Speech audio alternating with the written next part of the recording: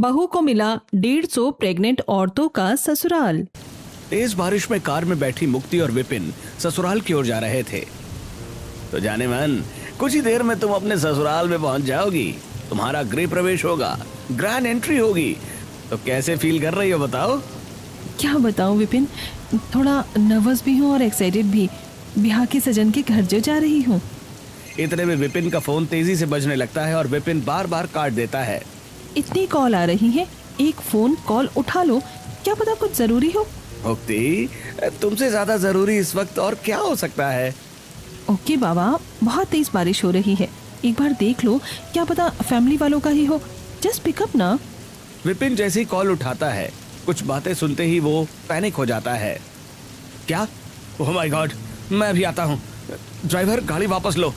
साहब, पानी बहुत ज्यादा भर गया है, गाड़ी वापस नहीं जा सकती, तो मुझे ही जाना होगा। विपिन क्या बात है, आखिर बताओ तो। विपिन बिना कोई जवाब दिए उस गाड़ी से उतरकर बारिश में भागने लगता है। वहाँ 4-4 फुट पानी पैरों तक भरा हुआ होता है। इतने में बारिश में गाड़ी रुकते ही पीछे आ रही विपिन के माता पिता बहू की तरफ आते हैं। बहू, इतनी बारिश में, खराब मौसम में विपिन कहाँ चला गया? तू कुछ बोलती क्यों नहीं है? बोल बहू। मुझे उन्होंने कुछ नहीं बताया माँ जी। फिर मुक्ति फोन करती है और वो जो सुनती है उसके बाद वो अपने गहने उतार कर दुल्हन के जोड़े में एक बैग लेकर भागने लगती है। ससुराल वाले परेशान होते हैं और वसुंधरा अपना माथा पीटती है। हे भगवान, दोनों बच्चे कहाँ चले गए बिना बोले इतनी बारिश में? मुझे तो कुछ समझ ही नहीं आ रहा। भगवान, इनकी रक्षा करना। अभी तो गृह प्रवेश होना भी बाकी था। तुम परेशान मत हो, मैं कुछ करता हूँ। चलो आओ, गाड़ी में बैठो वरना बीमार हो जाओगी। अखिलेश अपनी पत्नी को समझा बुझाकर गाड़ी में बिठा लेता है। वहीं विपिन और मुक्ति भागते हुए एक जगह पहुंचते हैं। सब ठीक तो है ना? भैया, यहाँ पर कुछ भी ठीक नहीं है। आप जो भी कर सकते हो आप कर सकते हो। आप भी आए हो? हाँ, मैं भी आऊँ? भैया भैया, हम यहाँ से निकल तो पाएंगे ना? हम ठीक हो जाएंगे? हाँ भैया बताइए, आप कुछ बोलते क्यों नहीं है? हाँ हाँ, सब ठीक होंगे। हरी अप, इन सबको जल्दी जल्दी एक साथ यहाँ से बाहर निकालो। हम इतनी सारी प्रेग्नेंट औरतों की जान जोखिम में नहीं डाल सकते। हाँ जल्दी कीजिए, मुझे आप सबको किसी भी तरीके से सुरक्षित गाड़ी में बैठाना है। मुक्ति जी आप? हाँ, मैं। जल्दी कीजिए, सबको यहाँ से तुरंत शिफ्ट करना है। अब तो आप दोनों आ गए हैं तो परेशानी वाली कोई बात नहीं है। ऐसे कैसे? जब तक सब कुछ ठीक नहीं हो जाएगा तब तक मैं कोई रिस्क नहीं ले सकती। आखिर इतनी सारी प्रेग्नेंट औरतों का सवाल है। विपिन और मुक्ति उन सब की मदद करने की कोशिश करते हैं, लेकिन ऐसा भी क्या हुआ था जिसके लिए दोनों ने अपने घर की रस्म छोड़ दी और भागकर यहाँ आ गए। और इतनी सारी प्रेग्नेंट औरतों को कहाँ ले जाना था और क्यों? आखिर दोनों का इस मासूम लोगों से क्या रिश्ता था? इन सब की गुत्थी सुलझे इसके लिए आपको कहानी में कुछ समय पीछे जाना होगा। तो चलिए, जहाँ मुक्ति तैयार होकर अपना बैग लेकर निकल रही होती है और उसकी माँ तवे पर गर्मा गर्म गोभी का पराठा बना रही होती है। ओ लड़की, कहाँ जा रही है तू बिना कुछ खाए? चल जल्दी से बैठ और कुछ खा, तभी तुझे मैं बाहर जाने दूंगी। अपना ख्याल तो बिल्कुल भी नहीं रखती है, क्योंकि माँ मुझे बाकी सबका ख्याल रखना है ना। हाँ, तो तुझे अगर सबका ख्याल रखना है तो उसके लिए कुछ खाना पड़ेगा। पूरा दिन कुछ भी नहीं खाती है। अच्छा ठीक है, देखो मैं बैठकर खा रही हूँ, इसके बाद मैं चली जाऊंगी और आप भी खा लेना और अपना ख्याल रखना। एक शर्त है, पर फटाफट से ये टिफिन पकड़ और जा। अब तुझे मेडिकल कैंप के लिए देर नहीं हो रही है। माँ आपकी टिफिन के लिए थैंक यू। मुक्ति एक पराठा खाकर और टिफिन लेकर साइकिल लिए धूप में निकल जाती है। तभी उसकी नजर एक बूढ़े आदमी पर पड़ती है जो कि ईंट पत्थर उठाते हुए चक्कर खा के गिर जाता है। आसपास के लोग तमाशा देख रहे होते हैं। मुक्ति दौड़कर उनके पास जाती है और पानी पिलाती है। अंकल जी, आप ठीक तो हो ना? इस बार बहुत गर्मी पड़ रही है, खुद को पानी पिलाते रहना चाहिए। शुक्रिया बेटी, तुम्हारा बहुत बहुत शुक्रिया। ऐसी जालिम दुनिया में अच्छे लोग बहुत कम होते हैं और तुम बहुत अच्छी हो। हाँ जरूर, गहरी सांस लीजिए, मुझे आपका चेकअप करना है। मुक्ति वहीं पर अपनी मेडिकल किट खोलकर उस बुजुर्ग का बीपी चेक करती है, जो कि सामान्य से थोड़ा कम था। अंकल जी, आपको नींबू पानी पीने की जरूरत है, आप काफी ज्यादा थके हुए हैं। जब तक कोई काम मत करना, और ये भी खा लीजिए, आप मेरी माँ ने बनाया है। हाँ बेटी, चिंता मत करो। वो बुजुर्ग व्यक्ति ठीक से खड़ा नहीं हो पाता। आप चिंता मत कीजिए, मैं आपको आपके घर तक छोड़ देती हूँ, बस आप बता दीजिए कि कहाँ जाना है। हाँ बेटा। मुक्ति अपनी साइकिल से उस बुजुर्ग आदमी को उनके घर तक छोड़ देती है, फिर मेडिकल कैंप के लिए निकल जाती है। इतने में हल्की बारिश शुरू होती है। तभी रास्ते में एक प्रेग्नेंट औरत जा रही होती है, जिसको वो छत देखकर मदद करती है। फिर कैंप पहुंचती है, जहां बच्चे बुजुर्ग सब होते हैं। अपना आईडी पहनकर खुद को सुखाने के बाद लोगों के regular weight, BP, sugar check करती है। तभी एक व्हील चेयर पर बैठी लड़की सुंदर से लड़के को निहार रही होती है। ओह लाला, ही इज डैम क्यूट, कितना हैंडसम है। हेलो, आप ठीक है? एक्सक्यूज मी, आपका चेकअप होना है। हाँ डॉक्टर, मैं बिल्कुल ठीक हूँ। जरा मुझे फिर से चेक कर लीजिए ना, मेरी धड़कन बढ़ रही है। आपको देखकर कुछ कुछ होता है। और त्रिवेदी जी, आप ठीक हैं? और राधिका तुम? और बबीता जी, आप भी बढ़िया हो गई हैं पहले से। और आपको तो इंजेक्शन लगना है, कोई बचाव नहीं है। इसके बाद वो लड़का दूसरे पेशेंट को चेक करता है। इतने में मुक्ति की नजर उस पर पड़ती है। वो डांटने लगती है। ओह हेलो, मजाक करने के लिए तुम्हें सुबह सुबह यही लोग मिले हैं क्या? किस एंगल से डॉक्टर लगते हो? ये कोई जगह नहीं है डॉक्टर खेलने की। पीछे जाओ, और जब तक तुम्हारा नंबर ना आ जाए वेट करो। इंजेक्शन तुम्हें भी लग सकता है। नहीं, आप मुझे गलत समझ रही हैं। मैं जस्ट कीप क्वाइट ना। विपिन मुक्ति की बात सुनकर लास्ट में बैठ जाता है। तब उसकी दोस्त कीर्ति आती है। उड़वा लिया तूने अपने मजाक, वो भी एक नर्स वाली लड़की से। डॉक्टर साहब, अपना जैकेट पहन लीजिए। हाँ यार, मुझे समझ आ गया, लेकिन उस लड़की ने मुझे मौका तक नहीं दिया। वैसे ऐसा पहली बार हुआ है कि किसी ने मुझे डांट दिया है। विपिन जैसे ही अपने प्रोफेशनल कोर्ट में पेशेंट को चेक करता है और मुक्ति ठीक से वेट नहीं चेक कर पाती, और तब विपिन उसकी मदद करता है। आप गलत चेक कर रही हैं, वेट को पहले उसे रीसेट कीजिए। मुक्ति जैसे ही विपिन को सीनियर के रूप में देखती है, हक्की बक्की रह जाती है। सर आप सॉरी, मुझसे गलती हो गई, मैं आपको पहचान नहीं पाई। इट्स ओके, आपको डरने की जरूरत नहीं है। वैसे ऐसे मुझे यहाँ किसी ने नहीं डांटा। I am sorry sir, by mistake हुआ, दोबारा ऐसे नहीं होगा। It's okay. वैसे आपका नाम मुक्ति प्रिया है? हाँ, जूनियर ट्रेनिंग पर चल रही हो, तो आपको क्या बोलूं, मुक्ति या प्रिया? सर मुक्ति नाम है। Okay, give me all updates. दोनों वहाँ के पेशेंट्स को चेक कर रहे थे। कभी वो किसी की डायबिटीज तो कभी आई चेकअप कर रहे थे, और किसी के रेगुलर चेकअप। ये एक फ्री कैंप है जहाँ कुछ लोगों के लिए ये सेवाएं मुफ्त थीं। कुछ देर बाद दोनों एक ही पेशेंट को चेक करने के लिए झगड़ रहे थे। ये मेरा पेशेंट है, इसे पहले मैं चेक करूंगा। हाँ, नहीं, पहले मैं चेक करूंगी। आप दोनों कहीं और जाइए, ये मेरे पेशेंट है, इन्हें मैं देख लूंगी, वरना आप दोनों पहले मैं करते रह जाएंगे। तब दोनों बाकी पेशेंट को देखते हैं और विपिन एक छोटे बच्चे के पास जाता है, जो बिल्कुल भी इंजेक्शन नहीं लगवाता, इधर उधर भाग रहा होता है। अब आप बच के कहाँ जाओगे, इंजेक्शन तो लगा कर ही रहूंगा, कल भी नहीं लगवाया। Patient number 150। भैया, मुझे बहुत डर लग रहा है, डर लगता है मुझे इंजेक्शन नहीं लगवाना, आज भी नहीं, कल भी नहीं, कभी भी नहीं। लेकिन बेटा, इंजेक्शन लगवाना जरूरी होता है, वरना आपकी चोट जल्दी ठीक नहीं होगी। अच्छा ये बताओ, चॉकलेट खाते हो? हाँ, मुझे चॉकलेट बहुत पसंद है। नहीं बच्चे, चॉकलेट नहीं खाते, उससे दांत में कैविटी लग जाती है। नहीं, जरा सी चॉकलेट खाने से कुछ नहीं होता बेटा, आप खा लो। मैं तो खा रहा हूँ भैया, ये दीदी बहुत अच्छी है। जैसे ही बच्चा चॉकलेट खाने लगता है, मुक्ति विपिन को आंख मारती है। विपिन उसका इशारा समझ जाता है और बच्चे को इंजेक्शन लगा देता है। इसके बाद उसे पता भी नहीं चलता। अरे वाह, आपका आइडिया तो काम कर गया, आपको सच में बच्चे संभालने आते हैं। मेरे बाएं हाथ का काम है। इसी तरह दोनों हंसते हुए स्टेज के पास जाते हैं, और जहां आयोजक कुछ अनाउंस कर रहा होता है। तो दोस्तों, आज हमारे कैंप में रिकॉर्ड बना है, पूरे 150 मरीज का इलाज हुआ है। काफी दूर और पास के लोग जुटे हैं। हमें खुशी है कि हमारी सेवा आप तक पहुंची, लेकिन ये सब मैं अकेले नहीं कर पाता। यहाँ के कुछ डॉक्टर्स और नर्सेज हैं जिन्होंने आपका इलाज किया। प्लीज उनके लिए जोरदार तालियां बजाया जाए, और आप स्टेज पर आ जाइए। तभी मेडिकल कैंप के सारे लोग वहाँ खड़े होते हैं और सबके लिए तालियां बजवाई जाती हैं। आखिर हमने कर दिखाया, लगता है ये 150 नंबर हमारे लिए लकी है। अच्छा जी, देखते हैं किस्मत हमें इस नंबर के साथ आगे कहां तक ले जाती है। कुछ देर बाद दोनों कैंटीन में होते हैं। विपिन रॉ सैलेड खाता है और मुक्ति जूस पीती है। वैसे आपका जूस से पेट नहीं भरने वाला, आपको कुछ खा लेना चाहिए।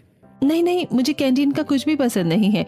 मेरी मॉम ने मुझे टिफिन दिया था, लेकिन वो मैंने सुबह किसी अंकल को शेयर कर दिया, उनको चक्कर आ रहे थे। ओह, हेल्पिंग पर्सन, आप तो काफी ज्यादा अच्छी हैं, सुनकर अच्छा लगा। मुक्ति जी। जी doctor, mean sir. No, it's okay, तुम मुझे नाम से भी बुला सकती हो। नहीं सर, ये ठीक नहीं है। अभी मैं ट्रेनिंग पीरियड में हूँ और आप सीनियर हैं। पता नहीं आप ये सूखा सलाद कैसे खा रहे हैं, मुझे तो बिल्कुल भी पसंद नहीं है। आपको भी खाना चाहिए, इट्स हेल्दी, तभी तो बॉडी बनती है। नो सर, आप ही खाइए, आई हैव टू गो। ऐसा कहकर मुक्ति चली जाती है। 3 दिन बीत जाते हैं और एक और मेडिकल कैंप लगता है जहां पर मुक्ति और विपिन को एक दूसरे से मिलने का मौका मिलता है। वो साथ में पेशेंट हैंडल करते हैं, जरूरतमंद को खाना पीने की चीजें प्रोवाइड कराते हैं, फ्री की मेडिसिन दिलवाते हैं। धीरे धीरे दोनों में बहुत अच्छी दोस्ती हो जाती है। एक दिन कैंप के बाद वो दोनों मार्केट से आते हैं। मुक्ति अपने लिए सैंडल खरीद रही होती है। ये लो भैया पैसे। अरे मैडम 50 छूटा दो ना, अभी मेरी बिक्री नहीं हुई है, 150 रुपए दो। हाँ मुक्ति जी, फिर से 150 रुपए। ऐसा करो भैया, आप रख लो, उसकी आइसक्रीम खा लेना। अरे मेरे पैसे? मैं आपको दे दूंगा। नहीं, ये तो गलत है ना। अरे मुक्ति जी जाने दीजिए ना, 50 रुपए की तो बात है, भुट्टा खाते हैं साथ में मेरी तरफ से। तब दोनों हल्की हल्की बारिश में साथ में भुट्टा खाते हैं। वाह, इस बारिश में गर्मा गर्म चटपटा भुट्टा खाने का भी अलग ही मजा है, और जब दोस्त बहुत अच्छा हो। ये तू क्या कर रहा है? तेरे तो मुक्ति के चेहरे से नजर ही नहीं हटती, कहीं तुझे उससे प्यार तो नहीं हो गया है? हेलो, आप कहाँ खो गए? तुम में आई मीन तुम आप बोलिए, क्या हुआ? लगता है आपकी तबीयत ठीक नहीं है, आपको आराम करना चाहिए। No, I am just fine. चलिए मेरी कार से आपको मैं घर छोड़ देता हूँ। वैसे भी आज अपनी साइकिल नहीं लाई हो आप। ठीक है सर। दोनों गाड़ी में बैठकर जाते हैं कि उसे एक प्रेग्नेंट औरत मिलती है जो कि परेशान होती है, पेट पकड़कर रो रही होती है और उसका पति बहुत परेशान होता है। बचाओ मुझे, कोई बचाओ, बहुत दर्द हो रहा है, मेरे बच्चे को बचा लो, मुझे हॉस्पिटल लेकर चलो। कोई हमारी मदद कर दो, मेरी पत्नी को फौरन अस्पताल ले जाना है, हमें कोई गाड़ी नहीं मिल रही है। रेशमा, मैं तुम्हें और हमारे बच्चे को कुछ नहीं होने दूंगा, मैं हूं ना। सर प्लीज गाड़ी रोको, मुझे बाहर जाना है। दोनों गाड़ी रोककर फौरन बाहर निकलते हैं और उस औरत को अपनी गाड़ी के पीछे वाली सीट पर लेटा देते हैं। पति भी आ जाता है और फौरन अस्पताल ले जाते हैं। उस औरत को ओटी में शिफ्ट कर दिया जाता है, उसका एक अच्छा सा बच्चा भी हो जाता है। तब भी मुक्ति घबराई हुई थी। ये देख विपिन, हे जस्ट रिलैक्स, तुम अभी तक इतना पैनिक क्यों हो? दोनों माँ बच्चे सुरक्षित हैं। आप दोनों का बहुत बहुत शुक्रिया कि आपने हमारी मदद करी, वरना पता नहीं क्या अनर्थ हो जाता। ये बारिश भी रुकने का नाम नहीं ले रही है। नहीं, आप ऐसा मत कहिए, ये हमारा फर्ज था। बताओ मुक्ति, what happened with you? Vipin, भयानक रात में कभी नहीं भूल सकती हूँ मैं, कभी नहीं। ये जब की बात है जब मैं 15 साल की थी अपनी माँ के साथ, और उस टाइम भी ऐसी ही बारिश का मौसम था, आसपास काफी पानी भरा था। और फिर हाँ माँ, हम नानी के घर जा रहे हैं, पापा आ जाएंगे वहाँ पर? हाँ बेटा, पापा वहाँ पर खुद आ जाएंगे, माँ का बर्थडे है ना। लेकिन इतना पानी भरा है, कैसे जाएंगे? कोई साधन भी नहीं है, बस मिल जाती तो तुरंत पहुँच जाते। इतने में गर्भवती औरत भयंकर बारिश में दर्द से कराहती हुई पेट पकड़कर जैसे तैसे चलकर आ रही होती है। कोई मुझे अस्पताल ले जाओ, मेरे बच्चे की जान बचा लो, मैं अपने बच्चों को इस दुनिया में लाना चाहती हूँ। मुझे बहुत दर्द हो रहा है। Mummy, aunty. बहन जी, आप परेशान मत होइए, लेकिन आपके परिवार वाले, आपके पति कहाँ हैं? कोई मेरे साथ नहीं है। मुझे मेरे घर से बाहर निकाल दिया गया है क्योंकि इन लोगों को पता चल गया है कि मैं एक बच्ची को जन्म देने वाली हूँ। आज भी दुनिया में ऐसे राक्षस लोग जिंदा हैं, मुझे तो हैरानी होती है, कोई ऐसा कैसे सोच सकता है। आप परेशान मत होइए, मैं आपको अस्पताल ले चलती हूँ। बेटा, पहले हम इन आंटी को अस्पताल ले जाएंगे। ठीक है मम्मी। मुक्ति ये स्थिति देखकर बहुत परेशान होती है। इतने में ऑटो वाला आता है। संजना उस औरत को ऑटो में बिठाती है और अपनी बेटी के साथ अस्पताल पहुंच जाती है, जहां डॉक्टर उसका इलाज करने से मना कर देते हैं। अरे इनका कोई भी मेडिकल रिपोर्ट नहीं है, कोई हिस्ट्री नहीं है, परिवार नहीं है, पता नहीं है कि हम ऐसे कैसे इनकी डिलीवरी करवा सकते हैं। हमारे हॉस्पिटल का ये रूल नहीं है, आप इन्हें कहीं और ले जाइए। माँ, दर्द हो रहा है, डॉक्टर साहब प्लीज मुझे और मेरे बच्चे को बचा लीजिए। डॉक्टर साहब, आपको दिखाई नहीं दे रहा ये औरत कितनी परेशान है? इसके बच्चे को बचा लीजिए, ये दर्द से परेशान है, बच्चा कभी भी हो सकता है। Sorry, we can't help you. इतने में रोती हुई आवाज से एकदम सन्नाटा पसर जाता है और औरत अपना दम तोड़ चुकी होती है और उसी के साथ उसका बच्चा भी खत्म हो जाता है। इस बात का गहरा सपना माँ बेटी दोनों को लगता है। हे भगवान, आपकी वजह से क्या हुआ है? आपको पता भी है डॉक्टर, लोग आपको भगवान का दर्जा देते हैं और आपने ये किया। क्या हुआ मम्मा? वो आंटी कुछ बोल क्यों नहीं रही? क्या उनका बेबी अब नहीं आएगा? नहीं आएगा मेरी बच्ची। मुक्ति को अलग से ही सदमा पहुंचता है। छी, इन अंकल ने डॉक्टर होने के बावजूद भी उनकी मदद नहीं करी। माँ कसम खाती हूँ, मैं बड़ी होकर डॉक्टर बनूंगी, हॉस्पिटल में काम करूंगी, ताकि ऐसे कभी किसी भी माँ और बच्चे को मरना ना पड़े। मैं हमेशा सबकी मदद करूंगी। अब समझ आया तुम्हारी इस परेशानी का कारण। शायद इसी वजह से तुम हर मरीज को अपना परिवार मानती हो और उनकी मदद करती हो। जी हाँ, इसीलिए मैं हमेशा सबकी मदद करूंगी। कोई इतनी अच्छी लड़की से भला प्यार कैसे ना करे। इसके बाद विपिन मुक्ति को उसके घर छोड़ देता है। घर लेट आने पर संजना, हे भगवान, तो कितनी भीगी हुई है, अपना ख्याल बिल्कुल भी नहीं रखती। क्या करने गई थी, इतनी लेट आई है? माँ, आज तो 10-15 साल पहले वाला मंजर मेरे सामने आ गया था। एक प्रेग्नेंट औरत बहुत परेशान थी, उसको मैं और मेरे सीनियर डॉक्टर हॉस्पिटल छोड़ कर आए और बेबी और माँ दोनों सेफ हैं। मेरी गुड़िया मदद करके आई है, मुझे बहुत अच्छा लगा। वो रात तो मैं भी कभी नहीं भूल पाती। अब क्या माँ बेटी ही आपस में बात करते रहोगे? अरे चलो गर्मा गर्म चाय पकौड़े का मजा लेते हैं। आई पापा। वहीं विपिन भी खोया खोया रहता है। तब उसके माता पिता, खोया खोया रहता है दिल, तड़प के कहता है तू मेरे जीने की वजह, हो जाना हो जाना हो जाना। ओहो, आजकल मेरा बेटा किसी के ख्यालों में खोया हुआ है। कौन है वो? अब वो कोई नहीं माँ। रहने दे बेटे, रहने दे, हम भी ये उम्र पार करके आए हैं, बेवकूफ मत बना। सुन लिया हमने तेरा रोमांटिक गाना। अरे बस एक लड़की है पापा। ओहो, तो बात यहाँ तक पहुँच गई है। देख, मैं तो तेरी शादी के लिए कब से इंतजार कर रही हूँ। अब तू फटाफट इस लड़की से हमें मिलवा और शादी की डेट फिक्स करवा। अच्छा, लड़की डॉक्टर है नहीं, लेकिन बन जाएगी, मेडिकल लाइन में ही है। विपिन अपने माता पिता को सिर्फ यही बताता है और एक दिन मुक्ति को प्रपोज भी कर देता है, जिसके बाद अब वो साथ में कई मेडिकल कैंप्स करते हैं। बाढ़ में फंसे मरीजों की मदद, मुफ्त दवाइयां बांटना, बुजुर्गों के घर जाकर इलाज करना, गर्भवती महिलाओं की नियमित जांच। इस तरह दोनों का प्यार और गहरा होता जाता है। लेकिन क्या दोनों की शादी हो पाएगी? आपको क्या लगता है? हमें कमेंट करके जरूर बताइए। और फिर दोनों अपनी फैमिली को मिलवाते हैं। हाँ, बहू तो बहुत सुंदर है। मेरे बेटे ने बहू तो अच्छी चुनी है। नमस्ते माँ जी। तुम अभी डॉक्टर नहीं बनी हो, लेकिन तुम्हें पता है मेरा बेटा MBBS है, सर्जन स्पेशलिस्ट है। माँ, इससे क्या फर्क पड़ता है? एक दिन वो भी बहुत अच्छी डॉक्टर बनेगी, क्यों मुक्ति? हाँ, बस 1 साल की पढ़ाई और। तो बताइए सप्तन जी, अगर रिश्ता तय है तो कब शादी करनी है? मैं तो कह रही हूँ जितनी जल्दी शादी हो जाए उतना अच्छा है। अब मैं अपनी बहू को घर में लाने के लिए और देरी नहीं कर सकती। बहुत धूमधाम से फंक्शन करेंगे। विपिन, वो वाली बात? हाँ, लेकिन आप सब लोग कान खोलकर सुन लीजिए। हमारी एक शर्त है। शर्त? कैसी शर्त? हाँ बेटा, बताओ। यही कि शादी के दौरान अगर किसी भी मरीज को हमारी जरूरत पड़ी या किसी की जान पर बनी, तो सबसे पहले हम डॉक्टर बनने का कर्तव्य निभाएंगे, ना कि शादी की रस्म निभाएंगे। और ये मेरा और मुक्ति, हम दोनों का फैसला है। भैया, इतने टाइम बाद आपकी शादी होगी और आप इन सब चीजों में बिजी होगे। कम ऑन भैया। हाँ बेटा, ये सब तो होता रहेगा, तो छुट्टी ले ले। अरे तुम दोनों का दिमाग खराब है क्या? इतनी मुश्किल से शादी का दिन आता है। वही तो, मरीज बाद में देख लेना। चाचा जी, फूफा जी, बात समझने की कोशिश कीजिए। जब हम डॉक्टर बनते हैं, मेडिकल लाइन में आते हैं, तो सबसे पहले हमारा कर्तव्य हमारे पेशेंट्स होते हैं। हाँ पापा, तभी हम शादी करेंगे। लेकिन बेटा, रहने दो वसुंधरा।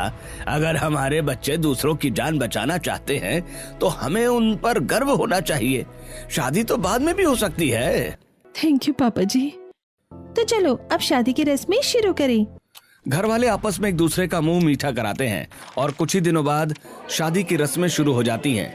चारों तरफ हल्दी का डेकोरेशन था। सभी दूल्हा दुल्हन के हल्दी लगाने के बाद एक दूसरे के हल्दी लग रही थी। नाच गाना चल रहा था। ले ले ले ले ले ले ले ले हो गई रे, बेजा बेजा बेजा बेजा हो गई रे, कुड़ी हुई मुट्टियार आई रूप की बहार, कर हार ते सिंगार जब निकली बाजार, तो ला ला ला ला ला ला ला ला हो गई रे, बेजा बेजा बेजा बेजा हो गई रे। इतने में वसुंधरा को चक्कर आ जाते हैं। तब उसका बेटा उठकर बिठा देता है।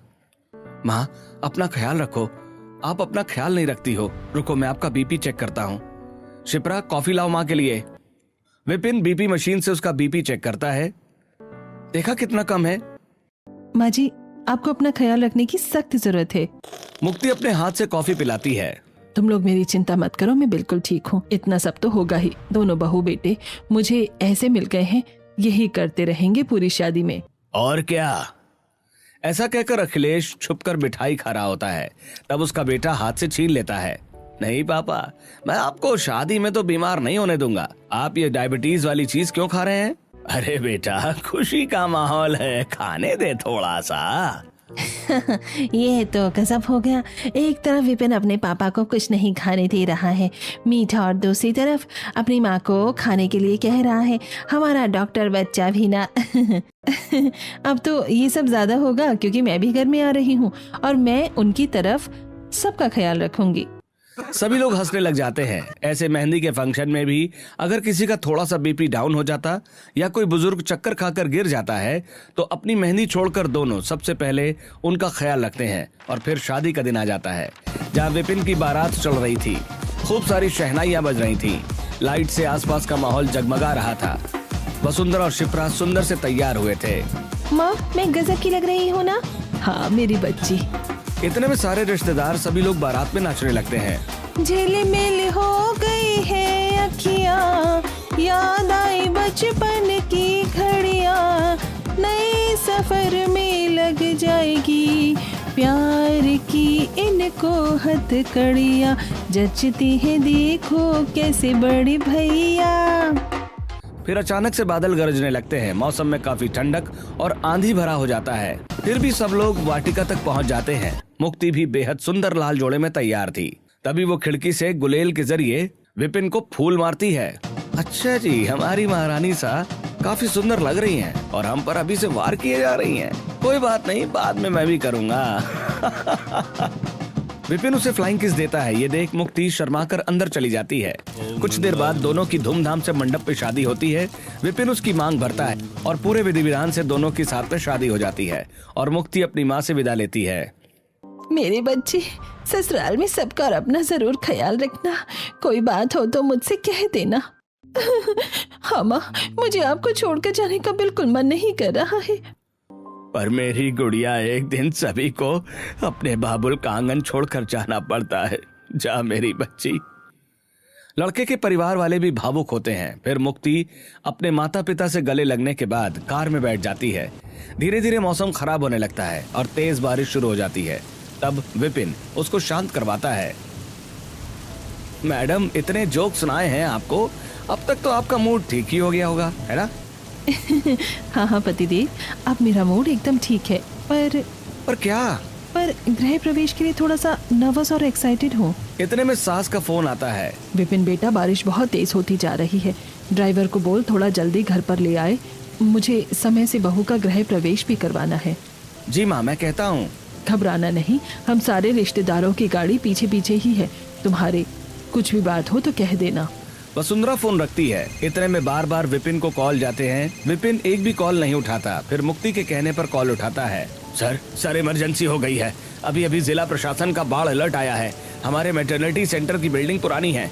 इंजीनियर और प्रशासन ने तुरंत खाली करवाने का आदेश दिया है। लगातार बारिश से दीवारों में बड़ी दरारें आ गई हैं।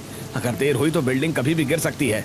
डॉक्टर और यहाँ पर कम से कम 150 प्रेग्नेंट महिलाएं हैं, साथ में कुछ बुजुर्ग और कुछ बच्चे पेशेंट भी। क्या? और अंदर कितने मरीज हैं? सर, लगभग 150 गर्भवती महिलाएं भर्ती हैं। कुछ की डिलीवरी कभी भी शुरू हो सकती है। एम्बुलेंस कम है, स्टाफ भी कम है। अकेले हमसे नहीं हो पाएगा। किसी तरह उन्हें सुरक्षित दूसरे नर्सिंग होम तक पहुंचाना होगा। विपिन बिना एक सेकंड गंवाए गाड़ी रुकवा देता है। मुक्ति, मुझे जाना होगा। लेकिन बाहर बहुत पानी भरा है, आप कैसे जाएंगे? विपिन दूल्हे की शेरवानी में होता है। वो तुरंत तेज बारिश में बाहर निकल जाता है और सारे रास्ते जाम होते हैं। विपिन किसी तरह भागते भागते पहुंचने की कोशिश करता है। इतने में पीछे से सारे रिश्तेदार भी गाड़ी से उतरकर बहू के पास आते हैं। अरे बहू, विपिन कहाँ चला गया? तुम्हारा गृह प्रवेश होना है। सब कुछ ठीक था, लेकिन लास्ट में पता नहीं बच्चों ने क्या कर दिया। कहाँ गया बहू वो? मुझे खुद नहीं पता फूफा जी, वो बिना बोले ही चले गए। मैं पता करती हूँ। मुक्ति विपिन को कॉल करती है। विपिन सब कुछ उसे बता देता है, जिसे सुनकर वो भी पैनिक हो जाती है और अपने कुछ भारी गहने उतारकर बिना किसी को कुछ कहे गाड़ी से उतरकर चली जाती है। ससुराल वाले परेशान होते हैं। सास सर पर हाथ रखती है। हे भगवान, मुझे तो कुछ समझ ही नहीं आ रहा। आखिर ये दोनों बच्चे चाहते क्या हैं? बिना बताए क्यों जा रहे हैं? माँ, जरूर कोई इमरजेंसी होगी, वरना भैया भाभी ऐसे तो नहीं जाते। हम अपनी मेटर्निटी हॉस्पिटल में कॉल करते हैं। मैं फोन करता हूँ। अखिलेश हॉस्पिटल में फोन करता है, जहाँ रिसेप्शनिस्ट उन्हें सब कुछ बता देती है, तो वो भी अस्पताल के लिए निकलते हैं। इतने में मुक्ति भी अस्पताल पहुंच जाती है और विपिन सब कुछ मैनेज करने की कोशिश करता है। मूव मूव मूव, जल्दी करो, जल्दी से सबको सेफली बाहर निकालने की कोशिश करो। विपिन जी, मैं आ गई हूँ, आप परेशान मत होइए, हम साथ हैं, सब कुछ हैंडल हो जाएगा। हाँ मुक्ति। पूरा अस्पताल भरा हुआ है। कुछ महिलाएं दर्द में बैठी हैं, कुछ स्ट्रेचर पर हैं, कुछ के साथ छोटे छोटे बच्चे भी हैं। कई परिवार घबराए हुए हैं। एक बुजुर्ग आदमी हाथ जोड़कर कहता है, बेटा, मेरी बहू को बचा लो। आप चिंता मत कीजिए अंकल जी, सब ठीक होगा। जिन्हें तुरंत ऑपरेशन की जरूरत नहीं है, उन्हें दूसरे अस्पताल भेजना होगा। सिमरन, सबके नाम के बैंडेज उनके हाथों पर लगा दो और उनकी फाइल वगैरह वाटरप्रूफ बैग में रखो। किसी की फाइल खराब नहीं होनी चाहिए। और जो अभी ज़्यादा इमरजेंसी में है उनकी लिस्ट अलग करो, और जो थोड़ी ठीक है उन्हें अलग करो, जो स्टेबल्स हैं। जी मैम। दुल्हन जल्दी से रजिस्टर उठाती है। वो हर महिला का नाम, महीना और हालत देखकर अलग अलग सूची बनाती है। रिसेप्शनिस्ट भी, जो प्रेग्नेंट महिलाएं रो रही थी, परेशान थी, लेबर पेन में थी, दोनों पति पत्नी उनका चेकअप करते हैं। मेरे बच्चे को कुछ होगा तो नहीं ना? सर, आप लोग बचा लोगे ना? भैया, कहीं बिल्डिंग गिर तो नहीं जाएगी ना? हम सब यहाँ से बचकर बाहर निकल जाएंगे ना? मैम, आप मेरे साथ रहिए। आप सब घबराइए मत, हम आपके साथ हैं, किसी को अकेला नहीं छोड़ेंगे। इतनी बारिश में बाहर हॉस्पिटल में शिफ्ट करना इम्पॉसिबल हो रहा है। गाड़ी भी कम मिल रही है। आप सब लोग ध्यान से सुनिए। हर महिला के साथ उनका एक परिवार का परिजन होगा। यहाँ पहले 3 हॉस्पिटल में भेजा जाएगा। इसके बाद आप सबको एक साथ ही एक जगह शिफ्ट कर दिया जाएगा। सभी अपनी रिपोर्ट और दवाइयाँ वाटरप्रूफ फोल्डर में रखना। सिमरन, चेक करना। सर, ऑलरेडी सबका हो चुका है, बस शिफ्ट करना है। गाड़ी नहीं आई अभी तक। मुक्ति पुलिस को फोन करके हेल्प मांगती है। तब पुलिस रास्ता खाली करवाती है। स्थानीय लोग अपनी गाड़ियां भी दे देते हैं। कुछ औरत को गाड़ी में शिफ्ट करवा दिया जाता है। बाहर काफी ज्यादा पानी भर चुका होता है। विपिन अपने पिता को कॉल करता है। पिताजी, मैं बहुत परेशान हूँ, मुझे कुछ समझ नहीं आ रहा। पापा, 150 गर्भवती महिलाएं हैं और अभी तक सिर्फ 10-12 ही बाहर निकल पाई हैं। अभी हमें और गाड़ियां चाहिए। आप उपलब्ध करवा दीजिए और रास्ता साफ करवाइए। सबको सुरक्षित पहुंचाना है। तुम चिंता मत करो बेटा, हम करवाते हैं। अखिलेश का कांटेक्ट बड़े बड़े लोगों से होता है और वो इमरजेंसी में गाड़ियों को उपलब्ध करवाता है। एम्बुलेंस कम पड़ती है, वहाँ स्कूल की मिनी बस और ऊंचे वाहन भी प्रशासन की अनुमति से लगाए जाते हैं, ताकि मरीजों को सुरक्षित अस्पतालों तक पहुंचाया जा सके। बिल्डिंग डगमगाने की कगार पर थी। हर तरफ लाल सायरन बज रहा था। भागा दौड़ी होती है। लगातार बारिश होती रहती है। रात के 3 बजने को आते हैं। आखिरी वहां भी रवाना हो जाता है। 3 जगह महिलाओं को छोटे नर्सिंग होम में शिफ्ट किया जाता है और जब सब कुछ शांत हो जाता है तो वापस एक जगह ही बड़े अस्पताल में 150 प्रेग्नेंट महिलाओं को एक साथ शिफ्ट करा दिया जाता है। तभी एक प्रेग्नेंट औरत, बहन, आज तुम अपने घर नहीं गई। तुम दोनों शादी के जोड़े में भी अपना कर्तव्य निभा रही हो। तुम्हारा तो गृह प्रवेश होना होगा। घर तो जा ही रही थी, लेकिन लगता है भगवान ने मुझे पहले आप सबके बीच भेज दिया। जब तक आप सब सुरक्षित नहीं हो जाती, यही मेरा अपना परिवार है। बहू, इन सारी माओं का आशीर्वाद तुम्हारे साथ है। तुम जो कर रही हो वो हर कोई नहीं कर पाता। चलिए, मेरी बहू तुम्हारे संरक्षण में है। सभी महिलाएं उसे आशीर्वाद देती हैं। सुबह बारिश रुक जाती है। तभी एक नर्स दौड़ते हुए आती है। सर, पहले मरीज की डिलीवरी शुरू हो गई है। दूल्हा और दुल्हन अंदर जाकर कपड़े बदलते हैं और फिर डिलीवरी करवाते हैं। पहली माँ स्वस्थ बच्चे को जन्म देती है तो दूसरी महिला जुड़वा बच्चे को जन्म देती है। तीसरी महिला जो पूरी रात डर रही थी सुरक्षित बेटी को जन्म देती है।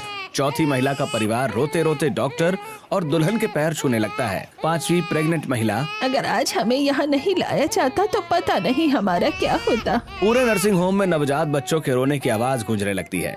सबके चेहरे पर मुस्कान आ जाती है। इतने में ससुराल वाले भी आ जाते हैं। बहू जी, इतनी मुश्किल समय में आपने मेरे बेटे का साथ दिया और अकेले तुम दोनों ने सब कुछ संभाल लिया। ये कोई आसान बात नहीं है। मुझे गर्व है तुम दोनों पर।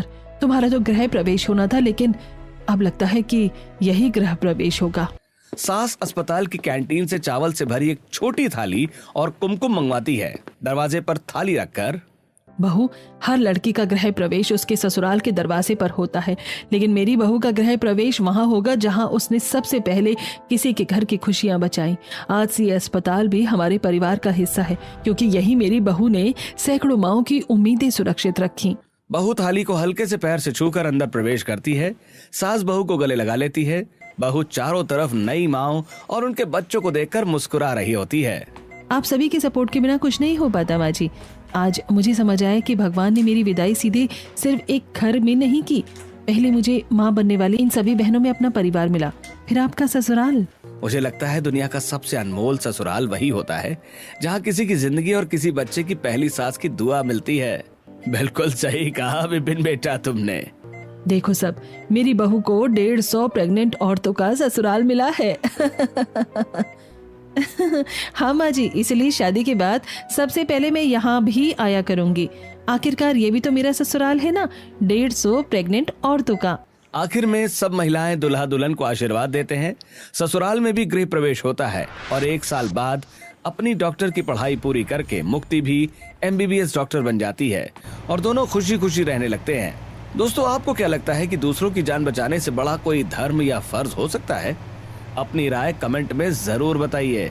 दोस्तों, रिश्ते सिर्फ खून से नहीं बनते, कभी कभी सेवा और इंसानियत भी पूरे परिवार दी जाती है।